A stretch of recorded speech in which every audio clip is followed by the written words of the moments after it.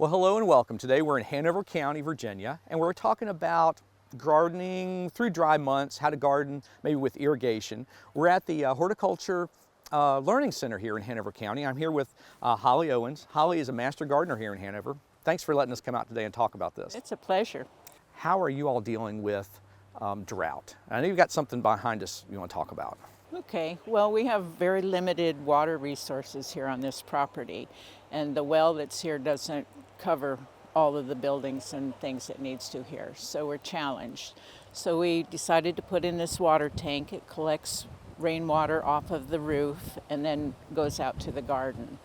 And our strategy for the garden is to choose plants that are drought resistant.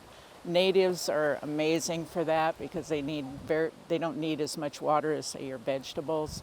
We try to plant plants together that have the same water requirements, and we're really focused on trying to hone in on exactly how much water each bed uses so we can really tailor our watering to the specific beds. But you know, I've heard of people collecting water in rain barrels and other plastic containers and then using it the same way you're using it. Does that make sense? Yes, and you could use the same system, even though this is large for our needs, but you could pretty much use the same system on a small scale for your home garden. Okay. Because you could use the same type of piping, the same type of pumps and pressurized, system to get it to where you need it. So you mentioned a pump. So you actually have a pump here that it will pump the water out of the tank and over there to your water hoses with your water breakers or your drip irrigation system, right? Yes, there's a submersible pump in the tank, and then in the shed here we have a pressurized tank that gives us enough pressure to get it out to the garden. Great tool here for irrigating. Now I do want to go and look at the garden and talk a little bit more about some selection and how to water. So Holly, you collect the water, like you said, off the roof. It's pumped over here. And how do you get to the plants after that? Well, we have several methods we use. We have drip tape, drip pipe, drip tubing, and soaker hoses. Okay. And even though this is a big garden, all of those methods are adaptable for your use at home.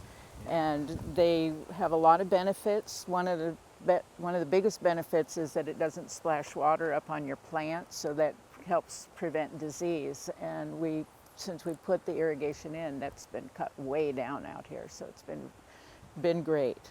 That's really good. I think all those types, I know soaker hoses are easy to find and they work pretty well. Yes. And even some of the others are actually, you can Google them and find those and buy them these days. Yes, and they stay moist instead of just wet spots here and there from hand watering. We talked about maybe selection, plant selection. Some are better than others for drought. What are you all growing here that you think are better? Well, any of the natives, like this garden here is all natives, and they don't need a lot of water, they're beneficial to the insects, they're really low maintenance, so that's our favorite. Yeah. Different types of mints. We have native trees in the area. Okay.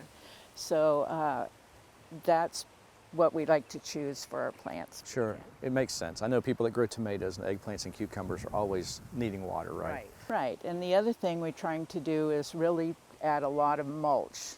That's been really key, and in the beginning we had some beds that didn't have very much mulch and required a lot of water. And once we mulched them, the difference was day and night. So Chris, this is one of my favorite plants. It's the native honeysuckle as opposed to the white honeysuckle that you see growing everywhere. This is for our native pollinators. It takes minimal amount of care, not much water, and it's very adaptable to your backyard. So it's a very good plant. If somebody wanted to visit the Hanover Horticulture Educational Center, could they come and visit? Oh yes, we're open to the public. We love to have visitors. Sometimes we just sit out here and have lunch and look at the birds and the insects. So yes, anytime, everybody's welcome. Well, for more information about growing a garden in drought conditions, contact your local county extension office and talk to a master gardener. For From the Ground Up, I'm Chris Mullins. We'll see you next time. From the Ground Up is presented with the generous advice and assistance of Virginia Cooperative Extension. Visit their website at ext.vt.edu.